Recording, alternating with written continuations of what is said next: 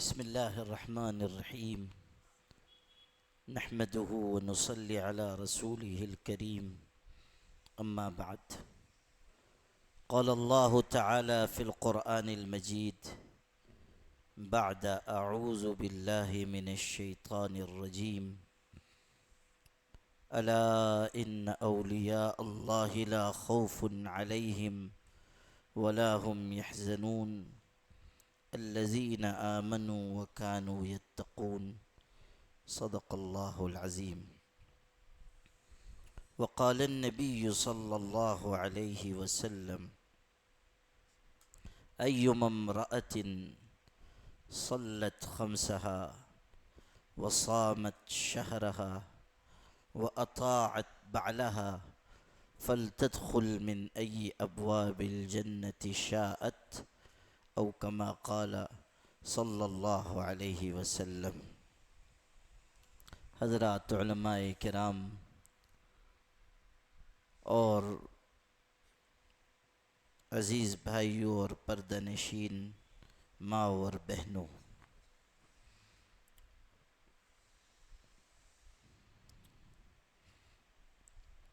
مجھے یہ معلوم ہو کر بڑی خوشی ہو رہی ہے کہ ہماری بہنیں اور مائیں بڑی تعداد میں یہاں جمع ہیں اور دین کی نسبت پر اکٹھا ہوئی ہیں۔ اللہ تعالیٰ اپنے فضل سے ہم سب کے یہاں جمع ہونے کو قبول فرمائے اور ہم سب کے لیے مغفرت کا ذریعہ بنائے۔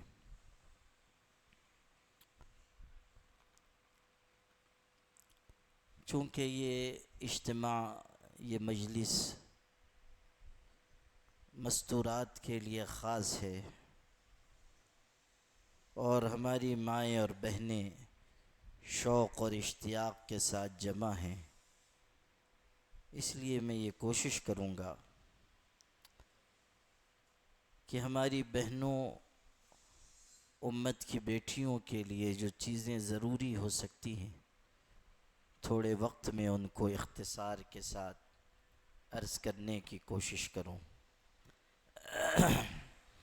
اللہ پاک مجھے صحیح باتیں کہنے کی اور ان کہی گئی باتوں پر سننے والوں اور سننے والیوں کو عمل کی توفیق مرحمت فرمائے۔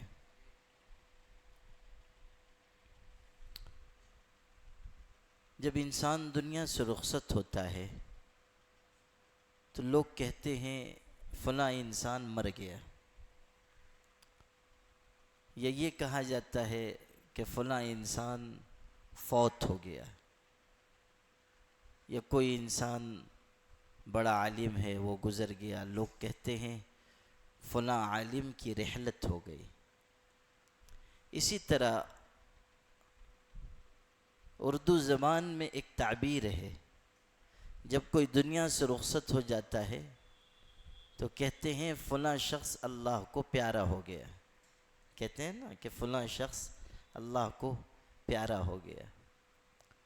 یہ اس وقت کہا جاتا ہے جب انسان مر جاتا ہے، جب مر جا رہا ہے تب لوگ کہہ رہے ہیں کہ فلاں اللہ کو پیارا ہو گیا، یا فلاں عورت اللہ کو پیاری ہو گئی۔ جب مر جا رہے ہیں تب یہ کہا جا رہا ہے۔ اردو کی اس تعبیر کو استعمال کرتے ہوئے آپ سے، بھائیوں سے بھی، بہنوں سے بھی یہ عرض کرنا چاہتا ہوں کہ جب انسان مر جاتا ہے تب کہتے ہیں فلاں اللہ کو پیارا ہو گیا، حالانکہ کمال کی بات یہ ہے کہ انسان زندگی میں اللہ کو پیارا ہو جائے۔ مرنے کے بعد جب انسان کے لیے کہا جا رہا ہے کہ وہ اللہ کو پیارا ہو گیا، یہ کوئی کمال کی بات نہیں، وہ تو مر گیا۔ کمال کی بات یہ ہے کہ انسان زندگی میں اللہ کو پیارا ہو جائے، اور اللہ کا پیارا بندہ یا بندی بننے کے لیے محنت کی ضرورت ہے۔ یوں نہیں ہوگا کہ ہم زبان سے دعویٰ کریں کہ ہم مومن ہیں، ہم اللہ کے پیارے بندے ہیں، ہم اللہ کے ولی ہیں۔ دعویٰ کرنے سے انسان کسی مقام تک نہیں پہنچے گا۔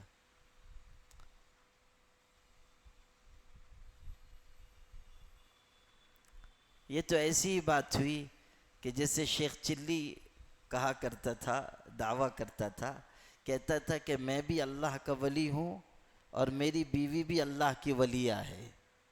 تو لوگوں نے کہا ایسا کیسے ہو گیا، آپ بھی ولی ہو گئے، بیوی بھی اللہ کی ولی ہو گئی؟ تو اس نے کہا کہ دیکھو، کبھی میں کہتا ہوں بارش ہوگی اور میری بیوی کہتی ہے نہیں ہوگی، تو جب بارش ہو جاتی ہے، میری بات پوری ہو جاتی ہے تو میں اللہ کا ولی ہوا، اور نہیں ہوتی ہے، اس کی بات پوری ہو جاتی ہے، وہ اللہ کی ولی ہو گئی۔ تو دعویٰ کرنے سے کوئی انسان اللہ کا ولی نہیں ہوگا۔ اللہ کا پیارا بندہ یا اللہ کی پیاری بندی بننے کے لیے دعوے کا اعتبار نہیں ہے، محنت چاہیے ہے۔ اس کے لیے انسان کو اپنے اندر صفات پیدا کرنی ہوں گی۔ یہ جو رمضان المبارک کا مہینہ ہمارے سامنے ہے، اللہ تعالیٰ نے جو اس مہینے کے بارے میں فرمایا کہ یہ تمہارے اندر تقوی پیدا کرنے کے لیے آتا ہے، یہ در حقیقت اسی طرف اشارہ ہے کہ اللہ نے یہ مہینہ تم کو اس لیے عطا کیا کہ تمہارے اندر جن ایمانی صفات کی کمی ہے، اس مہینے میں محنت کر کے وہ ایمانی صفات اپنے اندر پیدا کرو۔ اسی لیے یہ فرمایا، یا ایھا الذین آمنوا کتب علیکم الصیام کما کتب علی الذین من قبلکم لعلکم تتقون۔ ارشاد ہو رہا ہے کہ تم پر روزہ فرض کیا گیا جیسا کہ تم سے پہلے کے لوگوں پر بھی فرض کیا گیا تھا، اور مقصد اس کا یہ نہیں ہے کہ تم بھوکے رہو، پیاسے رہو، مقصد اس کا یہ ہے کہ تمہارے اندر تقوی پیدا ہو، تمہارے اندر اللہ کا ڈر آئے، اللہ کی خشیت آئے، اللہ کا خوف پیدا ہو، تم کو یہ احساس ہو کہ ہمیں اللہ کی بارگاہ میں جانا ہے۔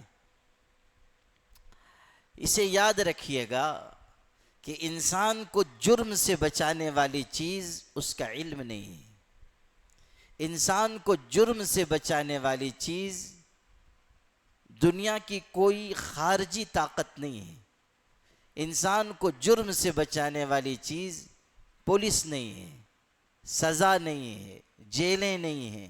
آپ دیکھیں کہ دنیا میں جہاں سب سے زیادہ زبردست نظام ہے پولیس کا، جاسوسی کا، سزاؤں کا، جہاں رشوت کا لین دین نہیں ہے، جہاں ہر مجرم کو قرار واقعی سزا دینے کی کوشش ہوتی ہے، ہونا تو یہ چاہیے تھا کہ وہاں جرم نہ ہوتے، لیکن دنیا میں جہاں جتنا زبردست جاسوسی کا اور پولیس کا نظام ہے، اسی اعتبار سے جرائم کی شرح بھی ہے، زیادہ جرم ہو رہے ہیں، زیادہ وہاں چوریاں ہو رہی ہیں، بدکاری ہو رہی ہے، عورتوں کی عزتیں لوٹی جا رہی ہیں۔ پتہ یہ چلا کہ یہ نظام جرم کو روکنے کے لیے ناکافی ہے۔ علم انسان کو جرم سے نہیں روک پائے گا۔ آپ دیکھیں کہ ابھی جو ایک یہودی شخص جیفری ایپسٹین کے نام سے ایک بدکار انسان کی دستاویزات سامنے آئی ہیں، اس کے ای میل سامنے آئے ہیں، 35 لاکھ صفحات پر مشتمل دستاویزات ہیں، اور اس میں کئی لاکھ ویڈیو ہیں، تصویریں ہیں، جو یہ بتا رہے ہیں کہ بڑے بڑے سائنسداں، بڑے بڑے علم والے، ملکوں کے حکمراں، بڑے بڑے منصب پر رہنے والے، ان کا حال یہ ہے کہ وہ ایک شیطانی جزیرے میں جا کر عیاشی کر رہے تھے، اور ان لوگوں میں یہ مبارک شخصیت جو ہمارے امریکہ کے صدر محترم ہیں حضرت ٹرمپ، ان کا بھی نام نامی اس میں گرامی آیا ہوا ہے، اور بار بار ان کا تذکرہ اس میں ہے، اور ان کے کالے کرتوت واضح کیے گئے۔ آپ بتائیے، اتنے بڑے بڑے منصب پر لوگ ہیں، علم والے، اقتدار والے، لیکن بدترین جرموں میں، قتل میں، بدکاری میں مبتلا پائے گئے۔ کیوں؟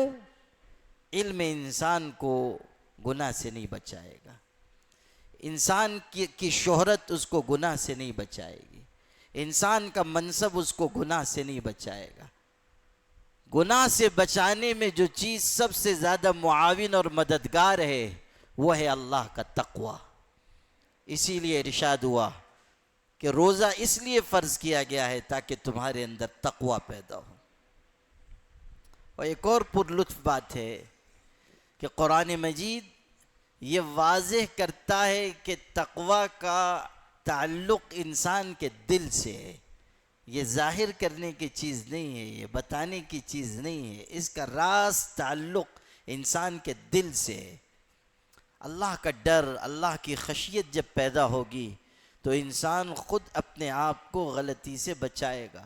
کوئی خارجی قوت نہیں، کوئی دیکھنے والی نگاہ نہیں، کوئی روکنے والی زبان نہیں، کوئی ٹوکنے والا انسان نہیں، لیکن صرف یہ احساس انسان کو گناہ سے دور کرے گا کہ میرا اللہ مجھ کو دیکھ رہا ہے۔ اگر میں نے یہ غلطی کی، کل قیامت کے دن اللہ کے ہاں میری پوچھ ہوگی۔ امام بخاری رحمۃ اللہ علیہ کتنے بڑے انسان ہیں۔ آج کل مدارس میں ختم بخاری شریف کے اجلاس ہوتے ہیں، بار بار امام بخاری کا ذکر آتا ہے، ان کے فضائل بیان ہوتے ہیں، ان کی سیرت کا بیان ہوتا ہے، بخاری شریف کی عظمت اہمیت کا بیان ہوتا ہے۔ آپ اندازہ کیجئے کہ ان کی کتاب قرآن مجید کے بعد سب سے زیادہ صحیح کتاب کہلائی، اور اللہ نے ان کو زبردست علم عطا کیا۔ قسطلانی رحمۃ اللہ علیہ نے ان کے بارے میں، بخاری شریف کے بارے میں لکھا ہے کہ یا لہو من تصنیف سجدت لہو جباہ التصانیف، کہ امام بخاری نے ایسی کتاب لکھ دی کہ ساری دنیا کی کتابیں اور تصنیفات اس کے آگے سجدہ ریز ہو گئیں، ساری دنیا کی کتابیں اس کے آگے جھک گئیں۔ اور امام احمد ابن حنبل جو ائمہ اربعہ میں سے ایک ہے، فرمایا ما اخرجت خراسان مثل الامام محمد ابن اسماعیل البخاری، خراسان کی ماؤں نے امام بخاری جیسا کوئی انسان جنم نہیں دیا، ایسا بڑا شخص ہے۔ حضرت عبداللہ ابن مبارک وہ خود بہت بڑے عالم اور محدث ہیں، جب امام بخاری کا انتقال ہوا ان کی قبر پر تشریف لے گئے، وہاں حاضر ہوئے تو آنکھ سے آنسو ٹپکنے لگے، اور ایک سرد آہ کھینچ کر ارشاد فرمایا کہ امام محمد ابن اسماعیل، امام بخاری، آپ پر اللہ رحم کرے، آپ نے ساری دنیا میں اپنا کوئی جانشین نہیں چھوڑا، آپ نے اپنے پیچھے اپنے رتبے کا کوئی انسان نہیں چھوڑا، آپ کے بعد آپ کے مقام کا، آپ کا ہم پلہ کوئی دوسرا انسان نہیں۔ اب سنیے، امام بخاری کی کتاب کو یہ عظمت دنیا میں ان کے علم کی وجہ سے نہیں حاصل ہوئی، صرف ان کا علم نہیں، ان کا عمل، ان کا تقوی، ان کی خشیت، جس پر سے ان کا تذکرہ یہاں نکلا ہے، وہ واقعہ آپ کو سناتا ہوں۔ اللہ کی خشیت کس درجے کی ہے۔ امام بخاری رحمۃ اللہ علیہ اپنے زمانے کے ایک بڑے عالم اور محدث کی خدمت میں گئے، اور جا کر ان سے کہنے لگے مجھ کو معاف فرما دیجیے، اتنے بڑے امام ہیں، اتنے بڑے عالم ہیں، دنیا میں ان کی شہرت ہے، لیکن تشریف لے گئے۔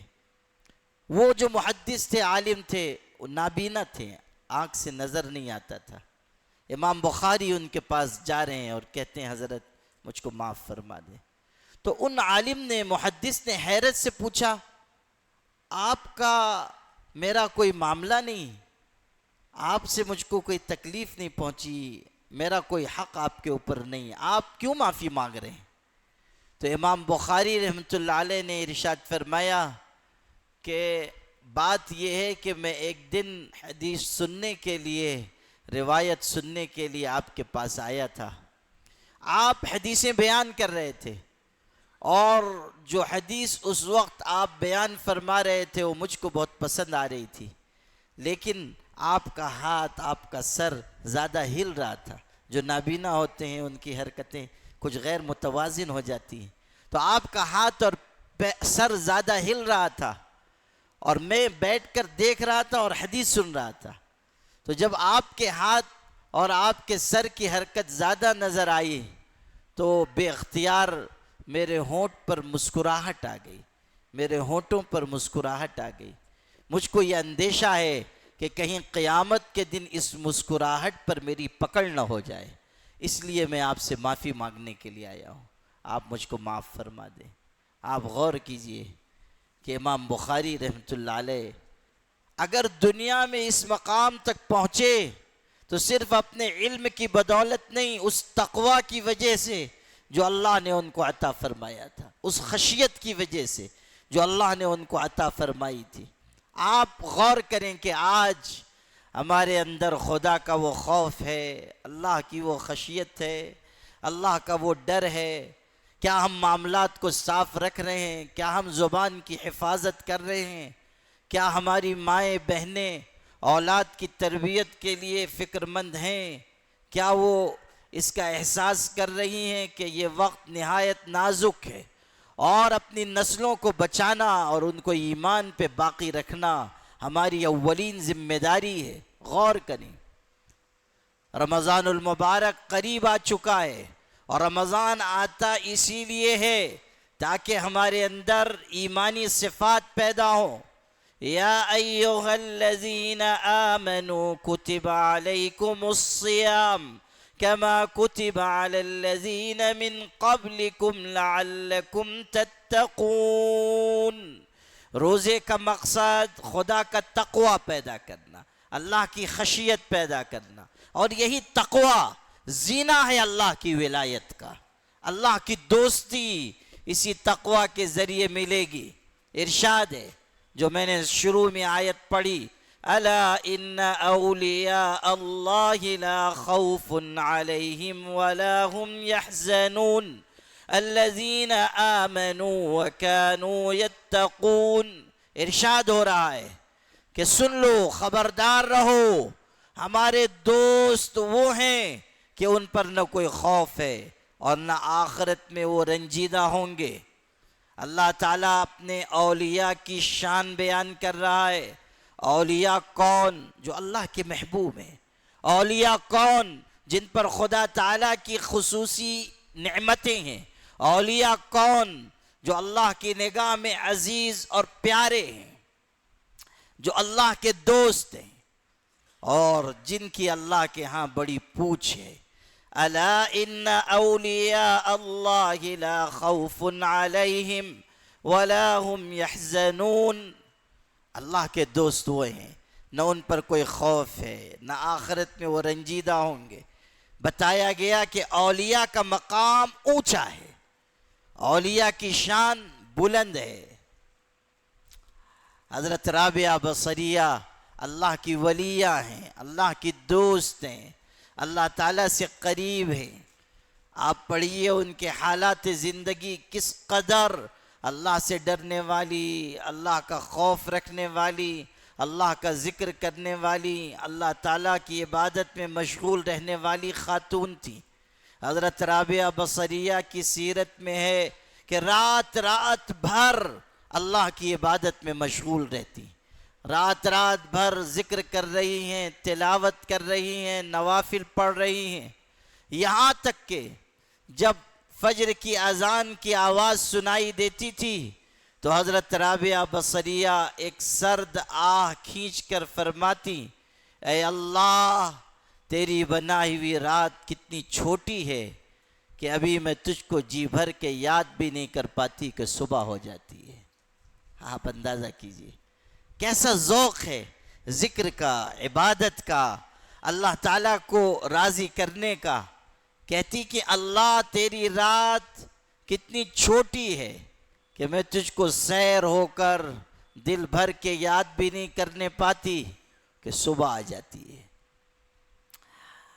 اور اللہ اپنے دوستوں سے کیسی محبت کرتا ہے اور ان کو کیسا مقام عطا کرتا ہے وہ آپ کو سنانا تھا. حضرت رابعہ بصریہ ایک رات کو عبادت کر رہی تھی, اور مصلی پر بیٹھ کر ذکر کر رہی ہیں، چونکہ ہر رات جاگتی تھیں اور خوب محنت کرتی تھیں، اس لیے اس دن ذکر کرتے کرتے ان کو اونگ آ گئی اور نیند لگ گئی، مصلی پہ بیٹھے بیٹھے سو گئیں، اور ان کے پاس میں ایک چادر ان کی قیمتی رکھی ہوئی تھی مصلی کے بازو میں، اور دروازہ کھلا ہوا تھا،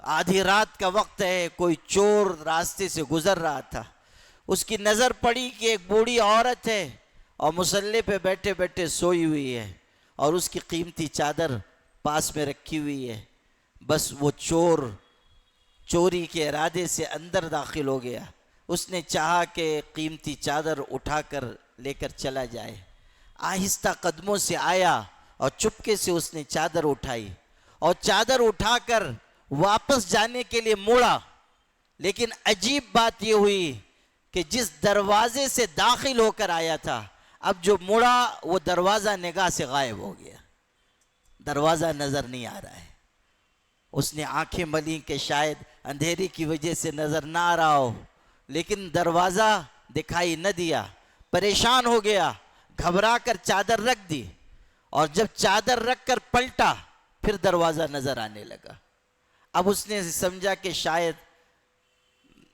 نگاہ چوک گئی ہوگی، دروازہ سامنے تھا مگر نظر نہیں آیا، لاؤ اب نظر آ رہا ہے تو پھر سے چادر اٹھا کر چلا جاؤں، لالچ انسان کا جلدی پیچھا نہیں چھوڑتا ہے، تو اس نے چاہا کہ اب پھر اٹھا لے، اس نے دوبارہ چادر اٹھائی، پھر دروازہ نگاہ سے اوجھل ہو گیا، پھر گھبرا کر اس نے چادر رکھی، تیسری مرتبہ جب پھر یہی واقعہ ہوا کہ اس نے چادر اٹھائی اور دروازہ نگاہ سے اوجھل ہوا، تو اس وقت غیب سے ایک آواز سنائی دی، یہ ہے اللہ کے دوستوں کی شان، یہ سنانا چاہتا تھا۔ حضرت رابعہ بصریہ اللہ کی دوست ہیں، ولیہ ہیں، نیک خاتون ہیں، پرہیزگار ہیں، رات رات بھر خدا کے ذکر میں مشغول رہنے والی خاتون ہیں، جب یہ چور ان کی چادر لے کر جانے کے ارادے سے تیسری مرتبہ پلٹا اور دروازہ نگاہ سے اوجھل ہوا، تو غیب سے ایک آواز سنائی دی، کہا گیا کہ اگر ایک دوست سو رہا ہے تو کیا ہوا، دوسرا دوست تو جاگتا ہے، ایک دوست سو رہا ہے تو کیا ہوا، دوسرا دوست جاگ رہا ہے، یوں تم چادر چرا کے جا نہیں پاؤ گے۔ یہ ہے اولیاء کی شان، الا ان اولیاء اللہ لا خوف علیہم ولا هم يحزنون۔ اور میری پیاری بہنوں، یہیں سے یہ بات بھی سمجھ لو کہ اللہ تعالیٰ نے ولایت کا دروازہ عورتوں کے لیے بند نہیں کیا ہے، جو بھی محنت کرے گا، مرد ہو یا عورت، اللہ اس کو آگے بڑھائے گا۔ اللہ تعالیٰ ولایت کا اونچے سے اونچا مقام عورتوں کو بھی عطا فرمائے گا، شرط یہ ہے کہ وہ محنت کریں، تقوی والی زندگی گزاریں۔ یہ فرق اللہ نے نہیں رکھا کہ اگر مرد محنت کرے گا وہ ولی بن جائے گا، اگر مرد محنت کرے گا تو وہ صاحب علم بن جائے گا، اگر مرد محنت کرے گا تو وہ پرہیزگاری کے اونچے مقام تک پہنچ جائے گا، اگر مرد محنت کرے گا تو صدیقیت کا رتبہ پالے گا، اور اگر عورت محنت کرے گی تو وہ صاحب علم نہیں بن پائے گی، یا اللہ کی ولی نہیں بن پائے گی، یا اللہ کی دوستی کا مقام نہیں پا پائے گی، یا اللہ کے قرب کا رتبہ نہیں پا سکے گی۔ یہ فرق اللہ نے نہیں رکھا ہے۔ اعلان ہوا، من عمل صالحا من ذکر او انسا وهو مؤمن فلنحيينه حياة طيبة وَلَنَجْزِيَنَّهُمْ أَجْرَهُمْ بِأَحْسَنِ مَا كَانُوا يَعْمَلُونَ۔ ارشاد ہے، جو کوئی اچھا عمل کرے، چاہے مرد ہو چاہے عورت، شرط یہ ہے کہ ایمان کی حالت میں کرے۔ اللہ اس کے لیے دو وعدے فرماتا ہے، ایک یہ کہ بہترین زندگی اللہ اس کو عطا کرے گا، اور دوسرے یہ کہ اللہ آخرت میں اس کے بہترین اعمال کا بہترین بدلہ عطا کرے گا۔ کوئی تفریق نہیں رکھی گئی، عورتوں کے لیے کوئی محرومی نہیں رکھی گئی، اگر وہ محنت کریں گی علم کا اونچا مقام پائیں گی، اگر محنت کریں گی تو پرہیزگاری کا اونچا مقام پائیں گی۔ آپ غور کیجئے کہ حضرت عائشہ ہماری ماں رضی اللہ عنہا ام المومنین حضور صلی اللہ علیہ وسلم کی سب سے چہیتی اہلیہ محترمہ، سب سے زیادہ حضور سے قریب حضرت عائشہ رضی اللہ عنہا کے بارے میں بڑے بڑے علماء نے یہ لکھا ہے، ائمہ نے لکھا ہے کہ وہ سلوس دین کی امین ہے، سلوس دین کی امین ہے۔ مطلب کیا؟ ہماری بہنیں اس کا مطلب سمجھیں۔ اس کا مطلب یہ ہے کہ اگر دین کے 3 حصے کر دیے جائیں تو دین کا 2 حصہ وہ ہے جو سارے صحابہ سے، صحابیات سے، امہات المومنین سے، عشرہ مبشرہ سے نقل کیا گیا، سارے صحابہ، وہ 2 ٹکڑا دین کا ان سے روایت ہوا ہے، اور ایک پورا حصہ دین کا تنہا حضرت عائشہ رضی اللہ عنہا کے ذریعے امت کو ملا ہے۔ ایک پورا حصہ سلوس دین، دین کا ایک تیسرا حصہ مکمل وہ ہے جو تنہا حضرت عائشہ رضی اللہ عنہا کی روایت سے امت کو ملا ہے۔ اتنی صاحب علم خاتون تھیں کہ بڑے بڑے صحابہ ان کی خدمت میں حاضر ہوتے اور مسئلہ پوچھتے تھے اور وہ مسئلہ بیان کرتی تھی۔ یہاں تک بھی ہوا کہ حضرت ابو ہریرہ رضی اللہ عنہ جو سب سے زیادہ روایتیں بیان کرنے والے صحابی ہیں، وہ مسجد نبوی میں بیٹھ کر کوئی روایت بیان فرما رہے ہیں، اور حضرت عائشہ رضی اللہ عنہا کو خبر ہوتی ہے، اور حضرت عائشہ رضی اللہ عنہا کہلواتی ہیں کہ ابو ہریرہ آپ سے اس حدیث کو سمجھنے میں غلطی ہو گئی، حضور صلی اللہ علیہ وسلم نے یہ بات اس طرح نہیں اس طرح ارشاد فرمائی تھی، ٹوکتی تھی کہ آپ نے غلطی کر دی ہے۔ بڑے بڑے صحابہ مسئلہ بیان کر رہے ہیں اور مسئلے میں کہیں چوک ہو جا رہی ہے، اور حضرت عائشہ رضی اللہ عنہا کو خبر ہو رہی ہے، تو حضرت عائشہ کہلواتی تھیں آپ تصحیح فرما لیں، آپ کا بیان کیا ہوا مسئلہ درست نہیں ہے، میں نے اس سلسلے میں براہ راست نبی کریم صلی اللہ علیہ وسلم سے یہ بات سنی ہے، آپ اصلاح فرمائیں۔ اور ایسا نہیں ہے کہ صحابہ کرام اپنی بات پہ مصر رہتے ہوں کہ نہیں ہماری بات صحیح، جہاں حضرت عائشہ نے ان کی تصحیح کی، اصلاح کی، وہ اس کو قبول فرماتے تھے۔ پوری کتابیں علماء نے اس پر لکھی ہیں، استدراکات پر، کہ حضرت عائشہ رضی اللہ عنہا نے فلاں صحابی کی بات کو اس طرح درست کیا، ان کی بیان کی ہوئی چیز کو اس طرح انہوں نے تصحیح کر کے پھر ارشاد فرمایا۔ تو علم کا اونچے سے اونچا مقام ہو، وہاں تک عورت پہنچ سکتی ہے، یہ ہمارے دین کی خوبصورتی ہے، یہ ہمارے دین کا امتیاز ہے۔ حضرت امام مالک رحمت اللہ علیہ، امام دار الہجرت، ائمہ 4 میں سے ایک، امام دار الہجرت، حدیث کی سب سے پہلی کتاب موطا امام مالک انہوں نے لکھی، اور ہزاروں لوگ ان سے وہ کتاب مسجد نبوی میں پڑھتے تھے، ان سے سنتے تھے۔ ان کی صاحبزادی تھیں، وہ بھی پردے میں ہوتی تھیں، اور جب موطا امام مالک کی عبارت پڑھی جا رہی ہے، بڑے بڑے علماء پڑھتے تھے، اگر کہیں کوئی غلطی ہو جاتی تھی، امام مالک بھی بیٹھے ہوئے ہیں، وہ بھی سن رہے ہیں، لیکن پڑھنے والے سے اگر کہیں غلطی ہو جاتی تو امام مالک کی صاحبزادی کنڈی بجا دیتی تھی، آواز کنڈی بجاتی تھی۔ امام مالک کو اتنا اعتماد تھا اپنی صاحبزادی کے علم پر کہ جب وہ آواز سنائی دیتی تھی، امام مالک کہتے تھے پڑھنے والے سے دہراؤ، تم سے غلطی ہو گئی ہے، یہ جو اندر سے کنڈی کی آواز آئی ہے یہ علامت ہے کہ تم نے غلطی کی ہے۔ اندازہ کیجئے کتنی صاحب علم خاتون ہوں گی۔ پھر سنیے، حضرت سعید ابن مسیب خیر التابعین ہیں، سب تابعین کے سردار کہلائے، خیر التابعین، اور نہایت نیک، عابد، زاہد، متقی، پرہیزگار۔ خود بیان کیا، آخر وقت تھا، انتقال سے پہلے بیان فرمایا کہ میری زندگی کے 40 یا 50 برس ایسے گزرے ہیں، دھیان سے اس بات کو سنیے، پابندی، عبادت کا اہتمام کس کو کہتے ہیں؟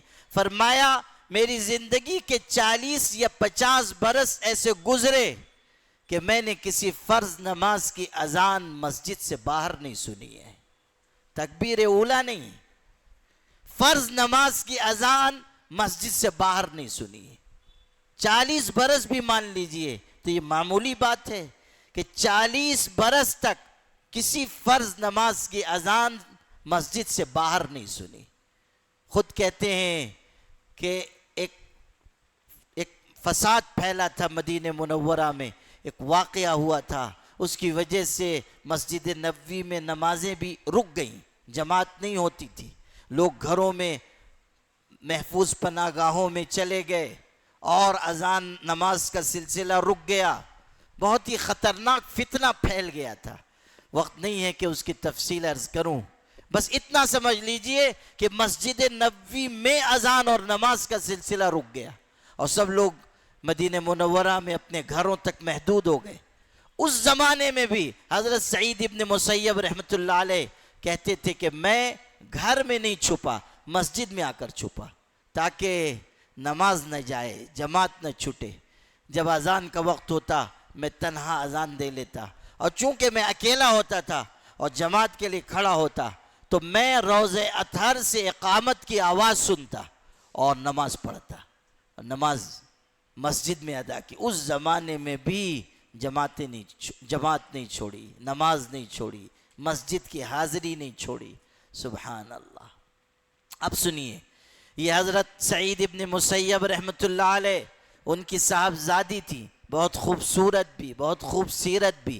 بادشاہ وقت نے اپنے شہزادے کے لیے پیغام بھیجا نکاح کا، حضرت سعید ابن مسیب نے اس کو رد کر دیا۔ شہزادہ بھی کون؟ جو ولی عہد تھا، یعنی بعد میں بادشاہ ہونے والا تھا، خلیفہ بننے والا تھا، لیکن حضرت سعید ابن مسیب نے پیغام ٹھکرا دیا۔ غور کیجیے کس بنیاد پر۔ ارشاد فرمایا کہ میری بچی کی میں نے نیک تربیت کی ہے، اس کو متقی پرہیزگار بنانے کی کوشش کی ہے، بادشاہ کے محل میں جا کر کہیں اب اس کے دین میں بگاڑ نہ آ جائے، اس لیے میں وہاں نکاح نہیں کرنا چاہتا۔ غور کیجئے کہ دین کس طرح ان کے رگ و ریشے میں پیوست تھا۔ آج ہمارے ہاں شادی بیاہ کا معاملہ آتا ہے تو دولت دیکھی جا رہی ہے، خاندان دیکھا جا رہا ہے، اور جائیدادیں دیکھی جا رہی ہیں، دنیا کے اسباب دیکھے جا رہے ہیں، گھر بار دیکھا جا رہا ہے، سیرت اور کردار پہ نگاہ نہیں۔ ہماری بہت سی بہنیں بھی ہیں جن کی نگاہ میں بس یہی دنیا کے اسباب بسے ہوئے ہیں، وہ اپنی بچیوں کے نکاح کے موقع پر انہی چیزوں کو دیکھتی ہیں، داماد کماتا ہے کہ نہیں، داماد کی نوکری کیا ہے، داماد کے پاس اسباب کتنے ہیں، وغیرہ وغیرہ۔ دنیا اور مادیت کا ہم پر غلبہ ہو رہا ہے، حالانکہ ہمیں بتایا گیا کہ شادی بیاہ اللہ تعالیٰ کے بتائے ہوئے معیار کے مطابق انجام دیے جائیں، اور وہ معیار ہے سیرت، دینداری، کردار، اخلاق۔ ارشاد ہوا کہ جب تمہارے ہاں کوئی رشتہ آئے، اذا اتاکم من ترضون دینہ وخلقہ فزوجوہ وَإِلَّا تَكُنْ فِي الْأَرْضِ فِتْنَةٌ فِي الْأَرْضِ وَفَسَادٌ عَرِيضٌ۔ حضور صلی اللہ علیہ وسلم ارشاد فرما رہے ہیں، ایسا رشتہ آئے جس کے دین پر، اخلاق پر تمہارا اعتماد ہے، رشتہ کر دو۔ اگر ایسا نہ کرو گے زمین میں بہت بڑا فتنہ اور فساد پھیل جائے گا۔ آپ نے صاف ہدایت دی کہ اخلاق دیکھو اور دین اور دینداری دیکھو۔ دوسری بنیادیں ثانوی درجہ رکھتی ہیں۔ حسن و جمال عارضی چیز ہے، مال عارضی چیز ہے، حسب نسب کی اسلام میں کوئی قدر و منزلت نہیں ہے، کوئی اونچا نہیں، کوئی نیچا نہیں۔ نہ پیسہ بنیاد ہے، نہ شہرت بنیاد ہے، نہ وجاہت بنیاد ہے، نہ اقتدار بنیاد ہے، نہ منصب بنیاد ہے۔ یہ سب فانی چیزیں ہیں، عارضی چیزیں ہیں، آج ہیں کل نہیں ہوں گی۔ من کی دنیا ہاتھ آتی ہے تو پھر جاتی نہیں، تن کی دنیا چھاؤں ہے، آتا ہے دھن جاتا ہے دھن۔ آج ہے کل نہیں ہوگا، آج اقتدار ہے کل نہیں ہوگا، آج منصب ہے کل نہیں ہوگا، اور آج حسن و جمال ہے کل کوئی بیماری اس حسن و جمال کو کھا جائے گی۔ بڑھاپا آئے گا انسان کی خوبصورتی مان پڑ جائے گی۔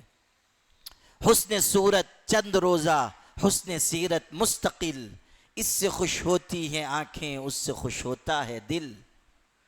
انسان کی ظاہری خوبصورتی صرف آنکھوں کو خوش کرے گی، لیکن انسان کے کردار کی خوبصورتی انسان کے دل کو مطمئن کرتی ہے، اس کو سرور بخشتی ہے۔ تو شادی بیاہ کے موقع پر بھی اس کا خیال رہے، اور پھر یہ بھی کہ شادیاں سادی ہوں۔ ہمارے ہاں جو اسراف ہے، فضول خرچی ہے، طرح طرح کی رسومات ہیں، عورتوں مردوں کا اختلاط ہے، جو ہمارے ہاں بے پردگی ہے، جو طرح طرح کی بدعات ہیں، ان سے اپنے آپ کو بچائیے۔ اللہ تعالیٰ کو ناراض کر کے جو نکاح ہوں گے ان میں برکت نہیں آ سکتی، نسلوں میں بہتری نہیں آ سکتی۔ ہمارے پیر و مرشد حضرت مولانا سید محمد ولی صاحب رحمانی رحمت اللہ علیہ فرماتے تھے کہ میری زندگی کا تجربہ ہے، ان کے ہاں ہزاروں لوگ جاتے تھے اپنے مسائل لے کر، پریشانیاں لے کر، ان کی خانقاہ میں بہت رجوع تھا، اور وہ خاندانی پیر تھے، حضرت شیخ عبد القادر جیلانی کی اولاد تھے۔ اللہ نے ان کو مرجع خلائق بنایا تھا، اور دست شفا اللہ نے ان کو عطا فرمایا تھا، اللہ نے انہیں پرتاثیر بنایا تھا، ہزاروں لوگ جاتے تھے۔ تو حضرت فرماتے تھے کہ میری زندگی کا یہ تجربہ ہے کہ جن لوگوں کے نکاح میں، شادی بیاہ کے موقع پر اسراف فضول خرچی کی جاتی ہے، اللہ کی شریعت کی بے حرمتی کی جاتی ہے، ناچ گانا ہوتا ہے، میری زندگی کا تجربہ یہ ہے کہ ان کے ہاں معذور اولاد پیدا ہوتی ہے، ناقص اولادیں پیدا ہوتی ہیں۔ یہ اللہ کی اس نافرمانی کا نتیجہ ہوتا ہے جو شادی کے موقع پر، نکاح کے موقع پر کی گئی۔ یہ بہت ڈرنے کی چیز ہے۔ نسلوں کی بہتری ہم چاہتے ہیں، اولاد کا سکھ چاہتے ہیں، اولاد میں برکت چاہتے ہیں، ذریت طیبہ چاہتے ہیں، تو اس کے لیے پہلی بنیاد یہ ہے کہ نکاح شادی بیاہ کم خرچ کے ساتھ، آسانی کے ساتھ، سادگی کے ساتھ، شریعت و سنت کے مطابق ہو، شریعت و سنت کے مطابق۔ ہر زمانے میں شریعت و سنت ہی معیار ہیں۔ زمانہ چاہے جتنا لمبا سفر طے کرے، ہر چیز پرانی ہوگی، سنت و شریعت پرانے نہیں ہوں گے۔ سنت و شریعت ہر زمانے میں سکہ رائج الوقت۔ جب نکاح پڑھایا جاتا ہے تو کہا جاتا ہے نا کہ یہ مہر ہے بسکہ رائج الوقت۔ یہ کیوں کہا جاتا ہے کہ ہر زمانے میں سکے بدل جاتے ہیں، کرنسی بدل جاتی ہے۔ آج جو کرنسی ہے کل نہیں چلے گی۔ ایک دن خواب میں ہمارے فضیلت الشیخ کو بشارت ہو گئی، انہوں نے رات کے 9 بجے آ کے کہہ دیا 2000 کے نوٹ بند، تو کرنسی چلن سے باہر ہو گئی۔ دوسرے دن پھر ان کو بشارت ہو گئی کہ 500 والا پرانا نوٹ وہ بھی بند، تو وہ بھی بند۔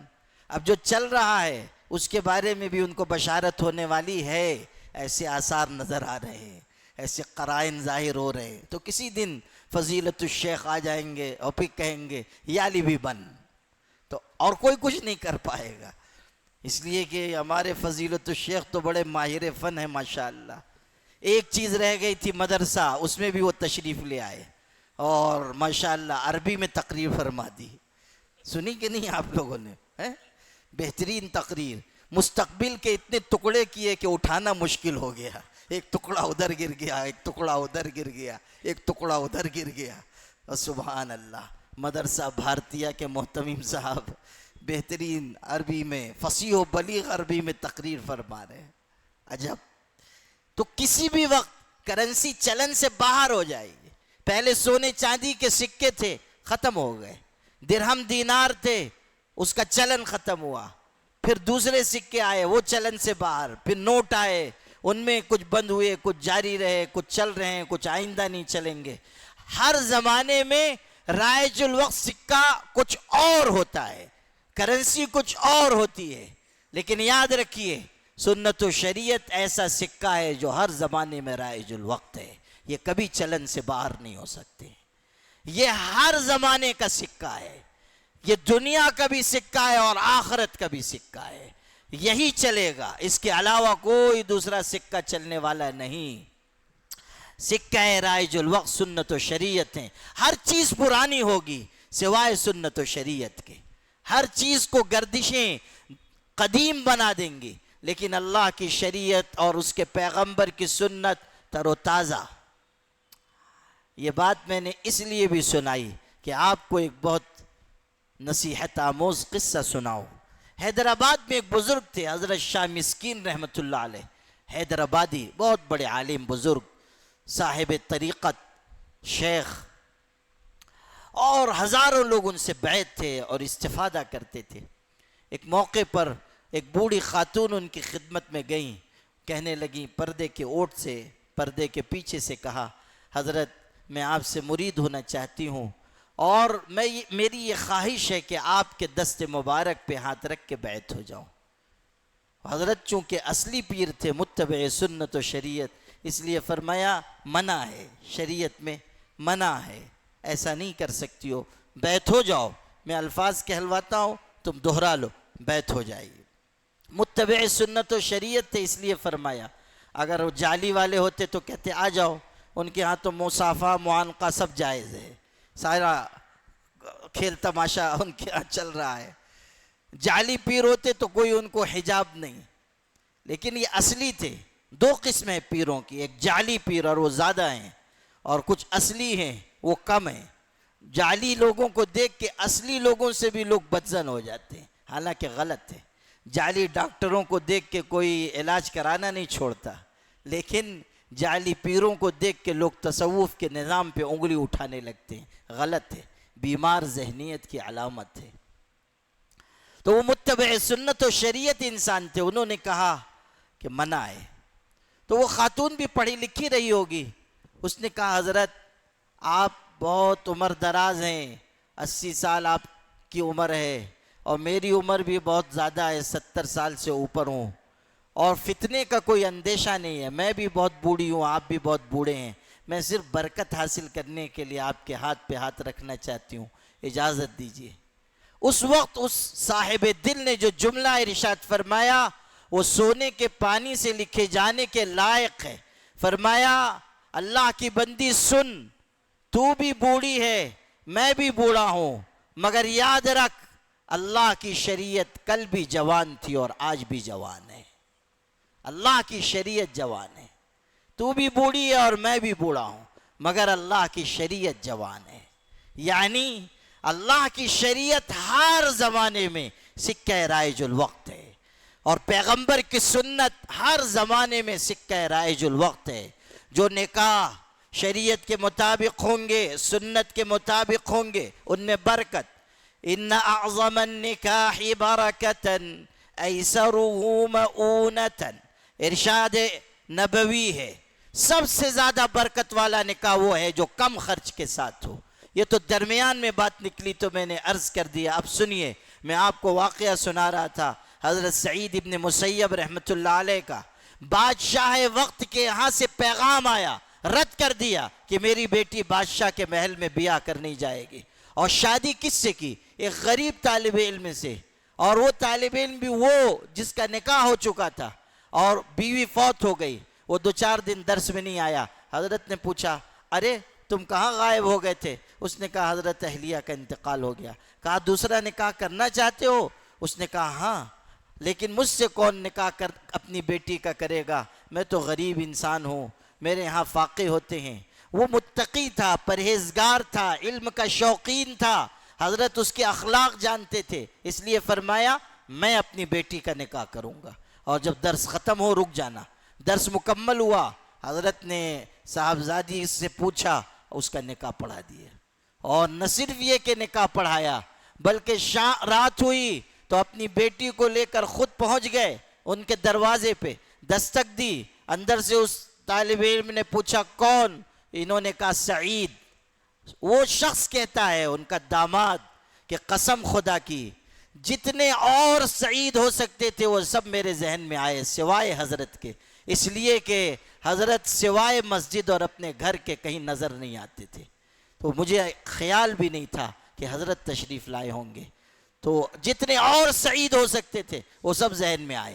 میں نے دروازہ کھولا تو دیکھا حضرت کھڑے ہیں، شرم سے میں پانی ہو گیا۔ حضرت سے کہا تشریف لائیں، لیکن حضرت داخل نہیں ہوئے، اپنی صاحبزادی کا ہاتھ پکڑ کے گھر میں کر دیا اور کہا تمہاری امانت تھی سپرد کرنے کے لیے آیا تھا اور میں واپس جا رہا ہوں. وہیں سے دروازے سے لوٹ گئے. اللہ اکبر. غور کیجئے کہ کیسی دینداری اور کیسی پرہیزگاری. اب سنیے جو اصل سنانا تھا وہ حصہ اب آیا. نکاح تو ہو گیا, ایک دو دن گزرا, صبح کے وقت یہ ان کے داماد گھر سے تیار ہو کر نکلنے لگے تو ان کی اہلیہ نے حضرت سعید ابن مسیب کی صاحبزادی نے پوچھا کہاں جا رہے ہیں؟ کہا والد ابا حضور کے درس میں جا رہا ہوں, میں طالب علم ہوں, حضرت سے پڑھتا ہوں, جا رہا ہوں حدیثیں سننے کے لیے. آپ غور کیجئے اس لڑکی کی عمر کیا ہوگی؟ یہی نکاح کی عمر 18 19 20 سال, اس سے زیادہ کیا رہی ہوگی؟ تو جب انہوں نے کہا کہ جا رہا ہوں حدیثیں سننے کے لیے ابا حضور کے حلقہ درس میں, تو اس خاتون نے, ان کی اہلیہ نے کہا اجلس اعلم کا علم سعید, آپ بیٹھیے یہیں گھر میں رہیے, جتنی حدیثیں میرے والد کو یاد ہیں مجھ کو بھی یاد ہیں, یہاں بیٹھیے آپ, جو آپ کو سننا ہے میں یہاں آپ کو سنا دیتی ہوں. لا الہ الا اللہ. آپ اندازہ کیجئے کتنا گہرا علم ہوگا اور کس عمر میں یہ علم ہے. اجلس علم کا علم سعید, کہا ٹھہریے آپ, حضرت سعید ابن مسیب کے پاس جتنا علم ہے, جتنی روایتیں حدیثیں یاد ہیں, مجھ کو بھی اللہ کے کرم سے یاد ہیں. سبحان اللہ. یہ ہے کہ اگر خواتین محنت کریں علم کا اونچے سے اونچا مقام پا سکتی ہیں, اگر عورتیں محنت کریں پرہیزگاری کا اونچے سے اونچا مقام پا سکتی ہیں. اللہ نے کوئی رکاوٹ نہیں رکھی, کوئی محرومی نہیں رکھی, اللہ نے دروازہ کھلا رکھا ہے. جو محنت کرے گا پائے گا. مرد محنت کرے گا آگے بڑھے گا, عورت محنت کرے گی عورت آگے بڑھے گی. حضرت رابعہ بصریہ جن کا واقعہ میں نے سنایا, انہوں نے ہی محنت کی تو اتنے اونچے مقام تک پہنچی کہ ان کے زمانے کے بڑے بڑے اولیاء مرد وہ ان کی خدمت میں حاضر ہوتے تھے اور ان کی نصیحتیں سنتے تھے. ان کے شان و مقام کی شہرت تھی اور مشہور تھا کہ اللہ نے بہت اونچا رتبہ ان کو عطا فرمایا ہے. حضرت خواجہ حسن بصری جیسا انسان ان کے بارے میں بلند کلمات ارشاد فرمایا کرتا تھا. آپ اندازہ کیجئے کہ اللہ نے ان کو کیسا مقام دیا ہوگا. آپ کو یہ بات یہاں سے سنا رہا تھا, الا ان اولیاء اللہ لا خوف علیہم ولا هم يحزنون. اولیاء کا مقام اونچا ہے, اللہ خود ان کی شان بیان کر رہا ہے. جس کو اللہ کی دوستی کا مقام مل گیا اس کے لیے راحت ہی راحت, اس کے لیے نعمت ہی نعمت. دنیا میں بھی نوازا جائے گا, آخرت میں بھی نوازا جائے گا.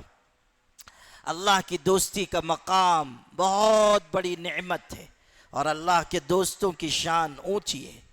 ایک اور واقعہ یاد آ گیا, میں نے آپ کو حضرت رابعہ بصریہ کا ایک خاتون کا واقعہ سنایا, تو ایک بزرگ کا بھی واقعہ سناتا ہوں, ایک مرد کا واقعہ بھی سناتا ہوں.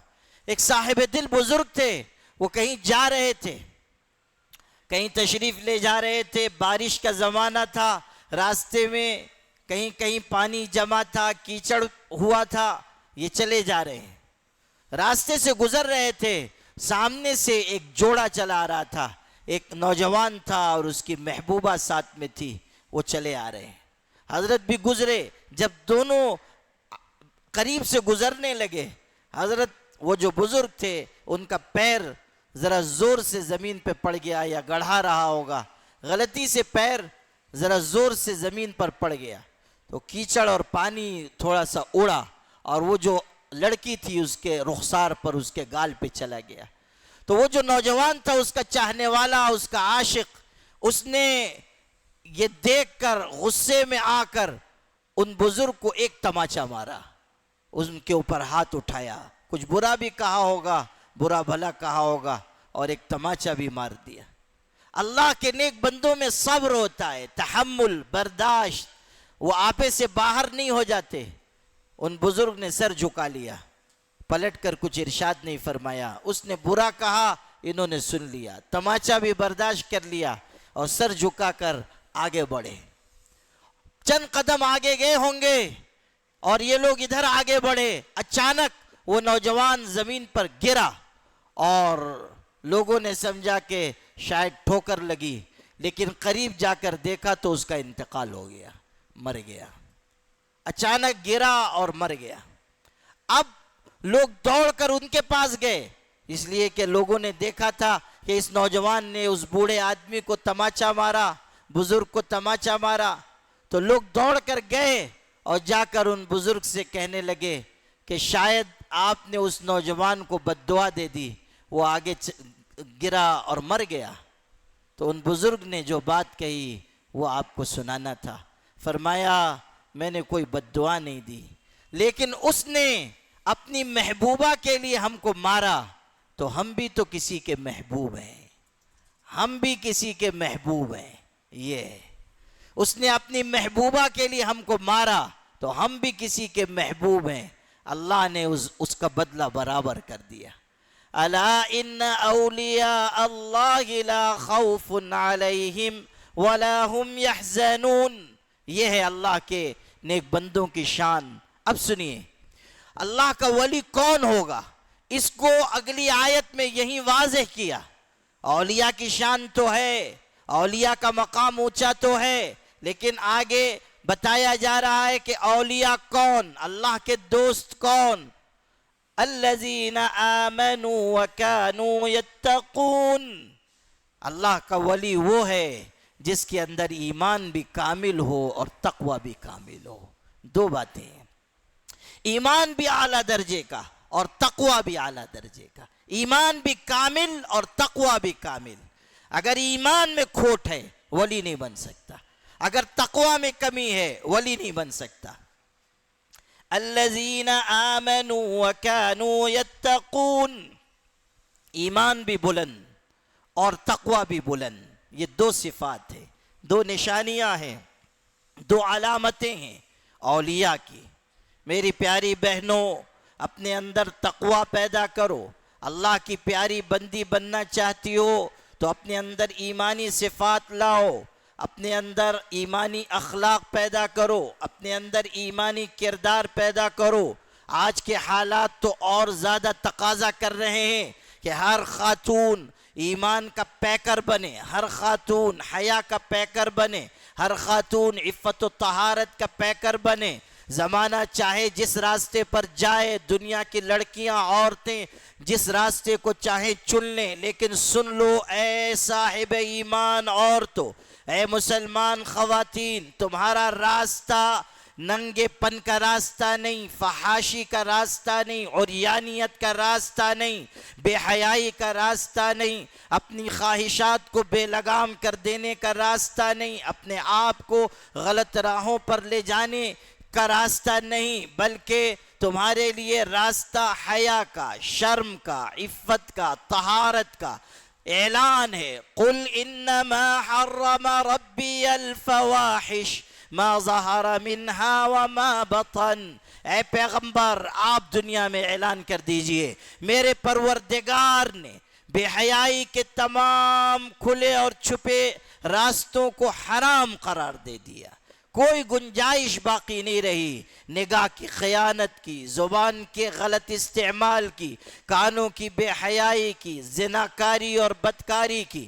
آج نئے آلات کے ذریعے، موبائل کے ذریعے، انٹرنیٹ کے ذریعے ہماری بہنیں، ہماری بچیاں، ہماری بیٹیاں بے حیائی کی طرف لپکتی چلی جا رہی ہیں، لذتوں کی تلاش میں ہیں، اور یہی بے حیائی ان کو ارتداد کے دہانے تک پہنچا رہی ہے، ارتداد کے راستے تک لے جا رہی ہے. غور کر لیجئے کہ ہماری بچیاں، ہماری بیٹیاں کن راہوں سے ہو کر ایمان کی محرومی کے دروازے تک پہنچ رہی ہیں، اور ہمیں اس کا کتنا قلق ہے، یا ہم اس کے لیے کیا تدبیریں کر رہے ہیں، یا ہم اس کے سد باب کی کیا کوشش کر رہے ہیں.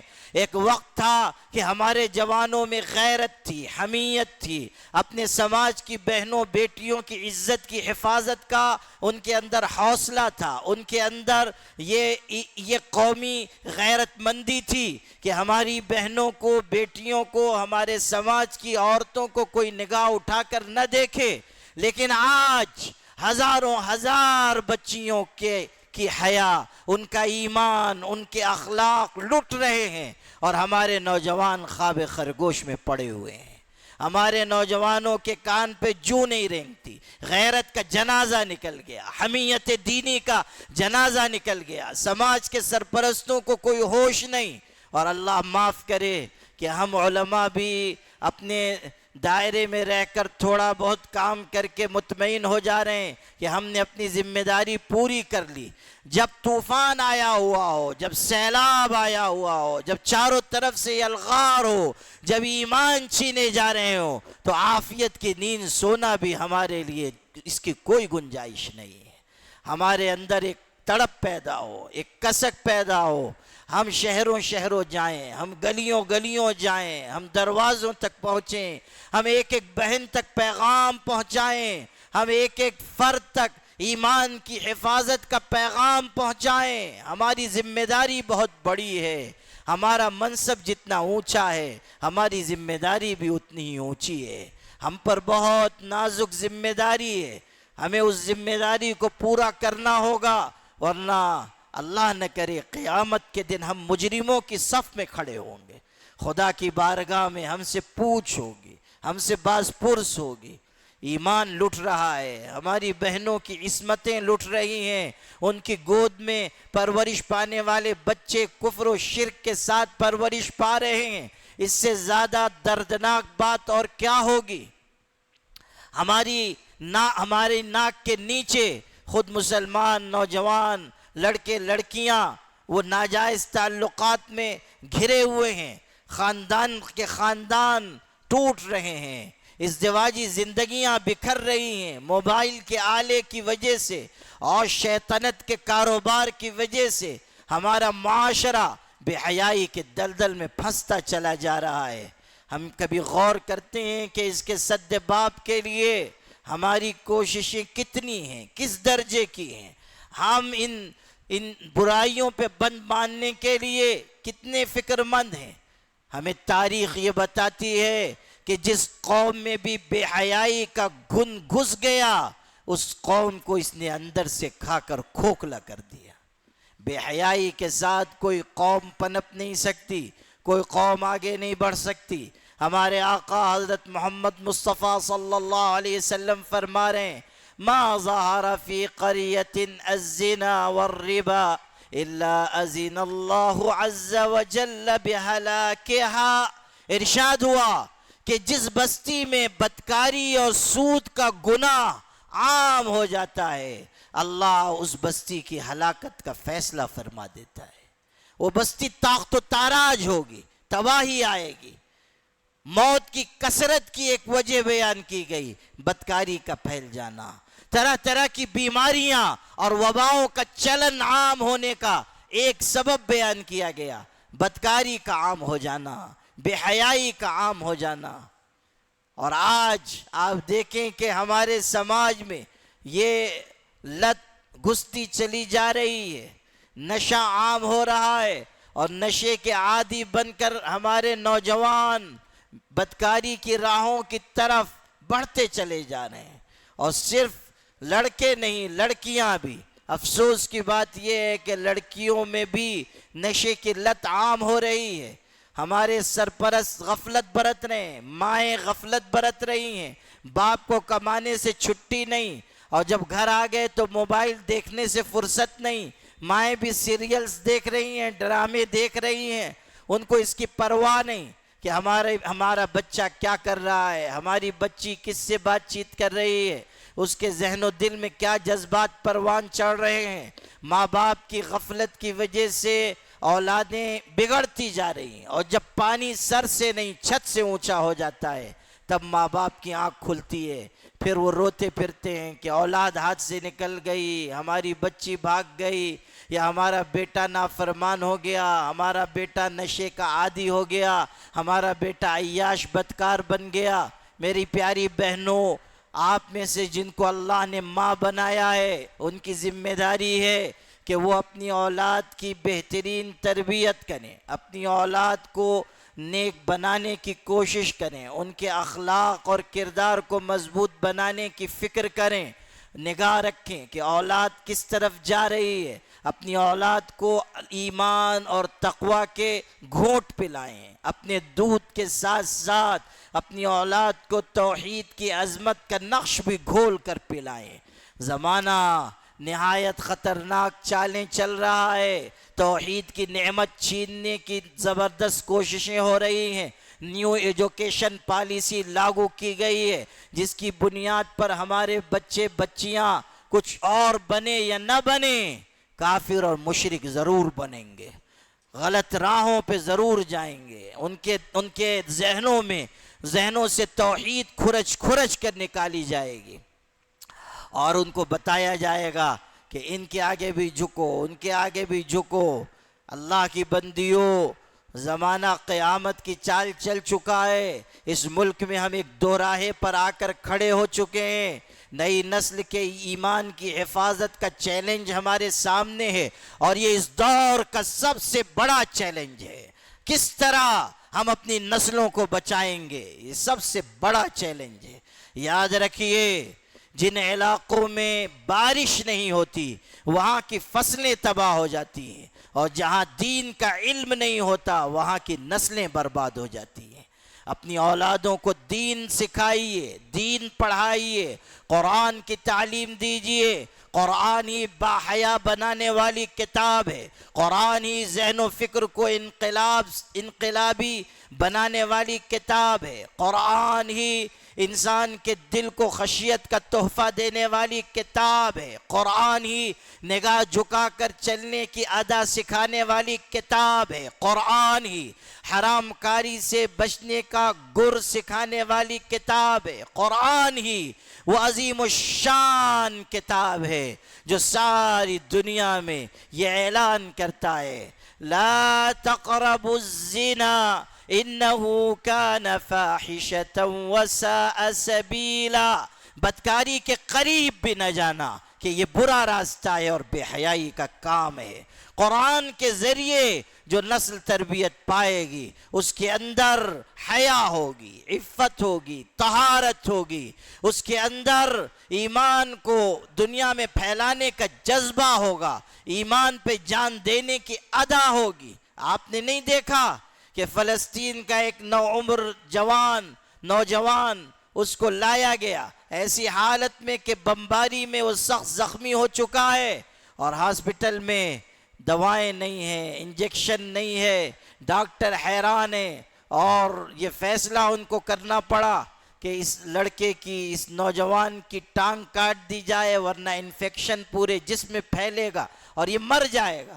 ڈاکٹروں نے کہا کہ بیٹا آپ کی ٹانگ کاٹنی پڑے گی، لیکن ہمارے پاس سن کرنے والا یا بے ہوش کرنے والا انجیکشن نہیں ہے، دوائیں ختم ہو چکی ہیں، اور اگر انفیکشن پھیلا تو تمہاری جان کو خطرہ ہے، کیا کیا جائے؟ تو وہ نوعمر نوجوان کہتا ہے، اس کا ایمان دیکھیے اور قرآن کے سائے میں پرورش پانے والی نسل کا جذبہ ایمان دیکھیے. وہ کہتا ہے کہ ڈاکٹر صاحب ٹھہر جائیں، میں قرآن پاک کی تلاوت شروع کرتا ہوں، جب میں تلاوت میں مگن ہو جاؤں تو آپ میرا پیر کاٹ دیں. قرآن پاک کی تلاوت کی حلاوت مجھ کو اس تکلیف سے غافل کر دے گی. یہ ہے ایمان، یہ ہے قرآن پاک. قرآن پاک کی تربیت دنیا دیکھ رہی ہے کہ کس جذبے کے ساتھ ہمارے بھائی لڑے، ہماری بہنیں لڑیں، ان کی گود میں ان کے بچوں نے جانیں دے دیں، ان کی نگاہ کے سامنے ان کے جگر کے ٹکڑے شہید ہوئے. عید گزری ہوئی عید پر جب مسلمانان عالم اپنی بچیوں کے لیے بازاروں سے چوڑیاں خرید کر لا رہے تھے تو کتنے فلسطینی باپ ایسے تھے جو ملبے میں سے اپنی بچیوں کے کٹے ہوئے ہاتھ اور پیر تلاش کر رہے تھے. لیکن یہ قربانیاں ان کے جذبہ ایمان کو کم نہ کر سکیں، یہ قربانیاں ان کی حرارت ایمانی کو سرد نہ کر سکی، اس لیے کہ ان کا ایمان قرآن عظیم الشان کے سائے میں پروان چڑھا. قرآن پاک کی تربیت نے ان کے دلوں کو مضبوط بنایا. میری پیاری بہنوں، آپ بھی اپنی اولاد کو قرآن مجید سے جوڑیے، قرآن مجید کو ان کے لیے اوڑھنا بچھونا بنائیے، قرآن مجید کی تلاوت ان کی عادت ان کو ڈلوائیے، قرآن مجید کے فہم اور تدبر کا ایک ذوق ان کے اندر پیدا کیجیے. قرآن مجید کے ذریعے ہی ان کے اندر ایمان آئے گا، یقین آئے گا، تقوی آئے گا، اللہ کا پیارا بندہ بننے کی ادا پیدا ہوگی، ایک تڑپ، ایک کڑھن، ایک کسک ان کے اندر کی۔ قرآن پاک کے ذریعے ہی یقین میں اضافہ ہوگا۔ انما المؤمنون الذين اذا ذكر الله وجلت قلوبهم واذا تليت عليهم آياته زادتهم ايمانا وعلى ربهم يتوكلون الذين يقيمون الصلاة ومما رزقناهم ينفقون أولئك هم المؤمنون حقا لهم درجات عند ربهم ومغفرة ورزق کریم۔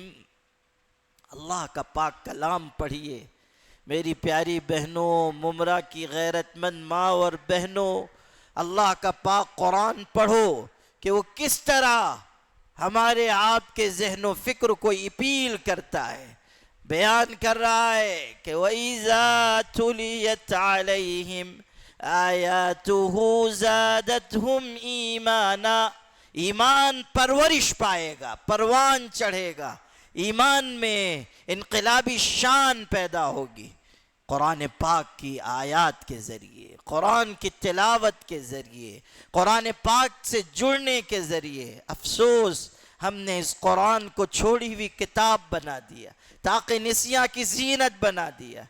پیغمبر قیامت کے دن اللہ کی بارگاہ میں فریاد کریں گے، دعویٰ دائر کریں گے اور کہیں گے وقال الرسول یا رب ان قوم اتخذوا هذا القرآن مہجورا۔ پیغمبر اللہ کی بارگاہ میں کہیں گے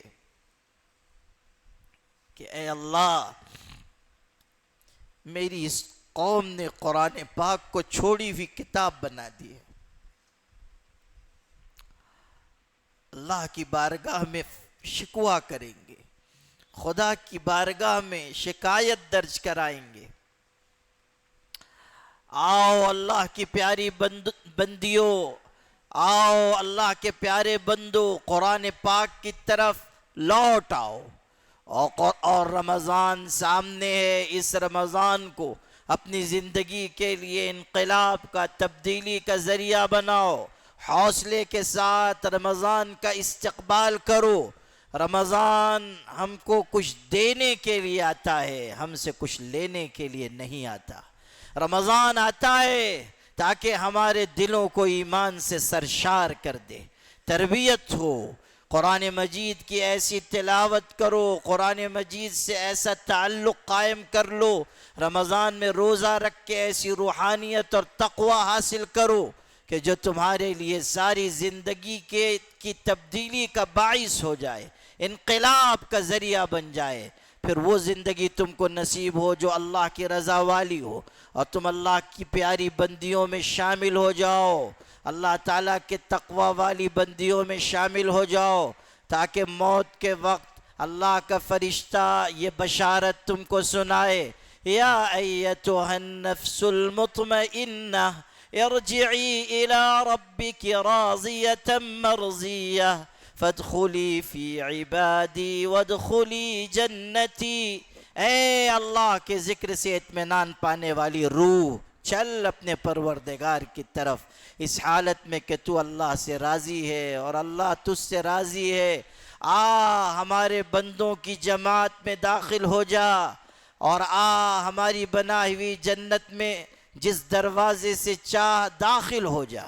میں نے شروع میں حضرت نبی کریم صلی اللہ علیہ وسلم کی روایت پڑھی تھی، ارشاد ہے ایما امرأة صلت خمسها وصامت شهرها وأطاعت بعلها فلتدخل من أي أبواب الجنة شاءت۔ ہمارے آقا حضرت محمد مصطفیٰ صلی اللہ علیہ وسلم فرما رہے ہیں کہ جو کوئی عورت 5 وقت کی نماز پڑھتی ہے، رمضان کا روزہ رکھتی ہے اور اپنے شوہر کی اطاعت کرتی ہے، آخرت میں جنت میں جس دروازے سے چاہے جنت میں داخل ہو جائے۔ ایک روایت میں یہ بھی ہے کہ جو اپنی عزت کی حفاظت کرتی ہے اور اپنے شوہر کی غیبوبت میں، اس کے غائبانہ میں اس کے مال کی بھی حفاظت کرتی ہے اور اس کے مال کی بھی حفاظت کرتی ہے اور اپنی عزت کی حفاظت کرتی ہے، اس کے بارے میں بشارت ہے کہ اللہ تعالیٰ کی بنائی ہوئی جنت میں جس دروازے سے چاہے داخل ہو جائے۔ عورتوں کے لیے یہ مختصر سا نصاب ہے، نماز پڑھنا، روزہ رکھنا، عزت و عصمت کی حفاظت کرنا اور اپنے شوہر کی خدمت کرنا، اطاعت کرنا، اپنے گھر کو جنت کا نمونہ بنانا، یہ اور اپنی اولاد کی اچھی تربیت کرنا۔ بس اتنی چیزیں اگر آپ کے اندر آ گئیں تو آپ کے لیے بہت بڑی بشارت ہے۔ میری پیاری بہنوں، میں نے بات شروع کی تھی کہ اللہ کا پیارا بندہ یا بندی بننے کے لیے محنت کرنی پڑے گی اور ایمانی صفات اپنے اندر لانی پڑیں گی۔ اسی لیے بات کا اختتام بھی اسی پر کر رہا ہوں کہ آپ بھی اپنے اندر ایمانی صفات لانے کی محنت میں جڑ جائیں، اور ایمانی صفات پیدا کرنے کے لیے اللہ والوں سے تعلق ضروری ہے۔ اللہ کے نیک بندوں کی صحبت، ان سے تعلق، ان کی اصلاح اور تربیت سے فائدہ اٹھانا انسان کو نیک بناتا ہے۔ تصوف کا نظام، سلوک کا نظام، بیعت کا نظام اصلاح کے لیے ہے، اپنی تربیت کے لیے، اپنے اندر ایمانی صفات پیدا کرنے کے لیے، اپنے اندر ایمانی اخلاق پیدا کرنے کے لیے ہے، قرآن پاک سے جڑنے کے لیے۔ یہ کوئی رسم نہیں ہے، یہ کوئی بدعت نہیں ہے، یہ کوئی بات کی ایجاد کی ہوئی شے نہیں ہے، یہ حضور اکرم صلی اللہ علیہ وسلم کا جاری کیا ہوا نظام ہے، اور اس میں خیر ہے، برکت ہے، ہدایت ہے، آسانی ہے، اور دل کو دل بنانے کا راستہ ہے، اور اللہ کی بارگاہ میں سرخروئی حاصل کرنے کا یہ باعث ہے۔ اس لیے ہماری بہنوں کو بھی چاہیے کہ اللہ والوں سے تعلق قائم کریں، دین سیکھیں، ذکر سیکھیں، اپنی تربیت اور اصلاح کے لیے ان سے رجوع ہوں، اللہ تعالیٰ کے پاک بندوں اور نیک بندوں کی بتائی ہوئی راہ پر چلیں۔ اسی میں ہمارے لیے نجات ہے، اسی میں ہمارے لیے کامیابی ہے۔ اللہ پاک مجھ کو بھی اور آپ سب کو عمل کی توفیق عطا فرمائے۔ وآخر دعوانا ان الحمد للہ رب العالمین۔ یہ ہمارے حضرت مولانا سعد صاحب نے